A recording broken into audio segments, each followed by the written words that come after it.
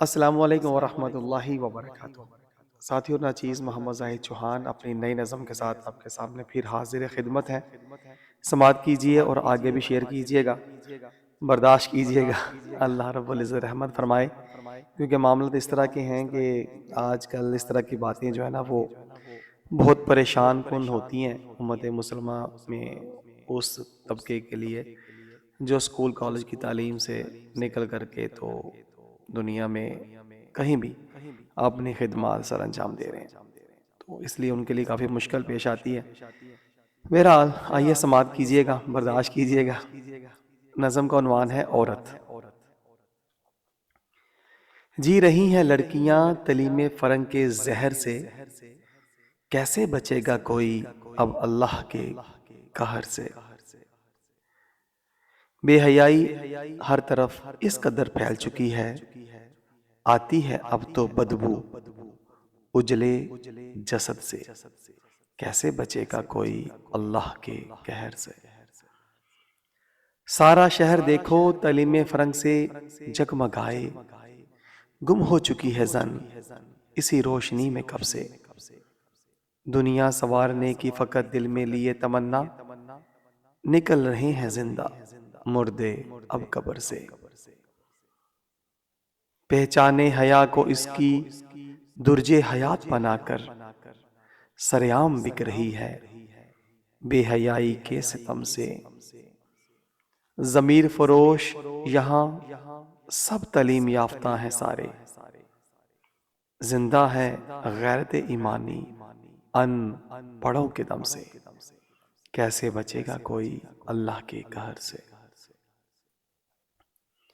تعلیم ہے یہ کیسی عورت کو دے مرگ امومت، کھیلے فرنگ نے محروم کیا نو ملود ثمر سے۔ حوا کی بیٹی چھین کر تجھ سے تیری نسوانیت، افرنگ تو ہے نازاں اپنے تکمیل عمل سے۔ تیری بصیرت میں نہ رہی سیرت فاطمہ رضی اللہ تعالیٰ عنہ، کیوں ہو چکی ہے مانوس ماحول کفر سے۔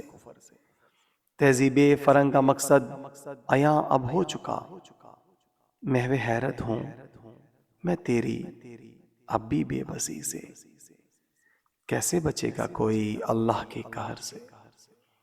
آنکھوں کی شرمیں تیری ناپید ہو چکی، مرد آ چکا ہے زیر زن جب سے۔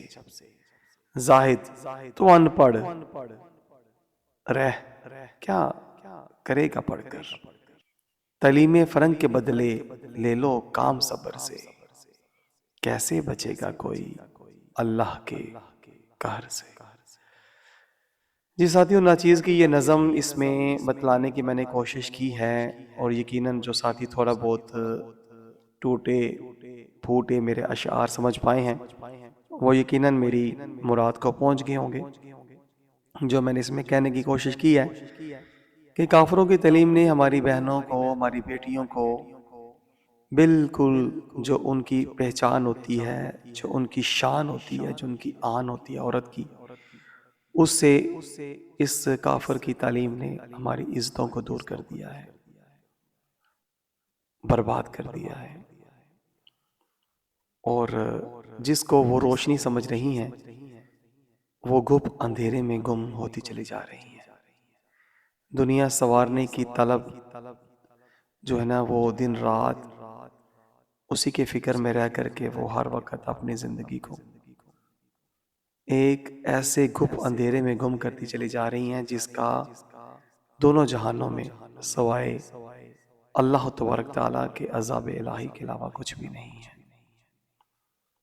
ہمیں نظر آ رہا ہے کہ ہمارے جو ان پڑھ مائیں، دادیاں، پردادیاں، نانیاں ہوا کرتی تھیں، وہ صوم و صلات کی پابند ہوتی تھیں، شرم و حیا کی چادر میں چھپی رہتی تھی، اور ماشاءاللہ تبارک تعالیٰ وہ گھر میں سبحان اللہ ایسے بے پناہ انہوں نے ایسے کام کیے کہ جو آج بھی ہم لوگ کہتے ہیں کہ یار ہماری دادیاں کیا خوب، دیکھ لیں انہوں نے کیا کام کیے ہوئے ہیں، یہ بنا کے رکھا ہوا، یہ کر لیتی تھی، یہ کر لیتی تھی۔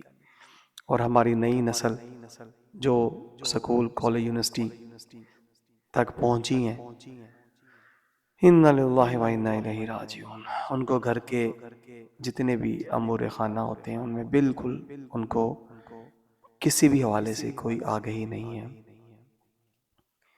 وہ بیچاریاں جو ہیں وہ جتنی بھی ہیں وہ بے یار و مددگار اپنی زندگیاں برباد کرتی چلی جا رہی ہیں۔ وہ بالکل کافروں کے ہاتھوں ایسے استعمال ہو چکی ہیں کہ انہیں پتہ ہی نہیں کہ وہ سیدہ فاطمہ رضی اللہ تعالی عنہا کی کنیزیں تھیں، اور جنت میں ان کی جو سردار ہیں ان کے بعد وہ فرماتی ہیں آج کی ان تمام ہماری بہنوں بیٹیوں کے بارے میں کہ عورت کی خوبی یہ ہے کہ کوئی غیر مرد اسے نہ دیکھے اور وہ کسی غیر مرد کو نہ دیکھے، مگر یہاں معاملہ الٹ ہو چکا ہے۔ ہم مسلمان ہی کافروں کی تعلیم، تہذیب، فکر و عمل کو اسلام ثابت کرنے کے لیے پتہ نہیں کون کون سے دلائل دیتے ہیں، اور ہمارے سامنے معاشرہ چیخ چیخ کے بتا رہا ہے کہ خدا را ہمیں کفر کے ساتھ نہ جوڑو، ہمارا اسلام تعلیمات کے ساتھ کوئی تعلق نہیں ہے۔